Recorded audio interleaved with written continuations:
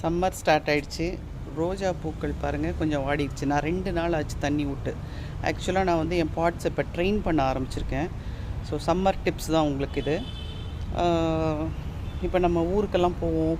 So இப்போ செடிகளை விட்டுட்டு போனால் யார் பார்த்துக்குவா? அட்லீஸ்ட் ஒரு 4 டேஸ் தாங்குற மாதிரி நம்ம தொட்டிகளை ரெடி பண்ணணும். ஸோ இன்றைக்கி ஃபஸ்ட்டு டிப் தரேன் பாருங்கள். இது வந்து கொஞ்சம் லேஸாக அவங்க மண்டையை சாய்ச்சிருக்காங்க. ஸோ அதனால் நான் வந்து இந்த தொட்டி வீக் தொட்டி அப்படின்னு ஐடென்டிஃபை பண்ணியிருக்கேன். மிச்ச தொட்டிகள்லாம் ஓரளவுக்கு பரவாயில்லை. இன்னொரு தொட்டி கூட அதே மாதிரி நான் ஐடென்டிஃபை பண்ணியிருக்கேன். ஸோ ஈவினிங் ஆகிடுச்சு. இது என்ன பண்ண போகிறேன்னு பாருங்கள். இதில் வந்து ஆக்சுவலாக களை இருக்குது. களை செடிகள் கொஞ்சம் முக்கியம்தான். பட் இப்போ நான் வந்து இதில் என்ன பண்ண போகிறேன்னா,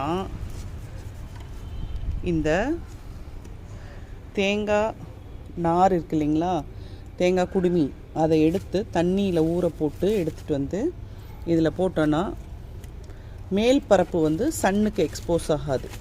சன்னுக்கு எக்ஸ்போஸ் ஆகலை அப்படின்னு சொன்னால் உங்களுக்கு கொஞ்சம் டீஹைட்ரேஷன் குறையும். ஸோ அதனால் நீங்கள் இது டிப் நம்பர் 1 டே 1 உங்களுக்கு கொடுத்துருக்கேன். இதுக்கு மேலே தண்ணி விட்டீங்க அப்படின்னா இது ஈஸியாக வந்து காயாத தேங்காய் மட்டை, மண்ணும் எக்ஸ்போஸ் ஆகாது. ஸோ இதுதான் டிப் நம்பர் 1. அடுத்த டிப் நாளைக்கு.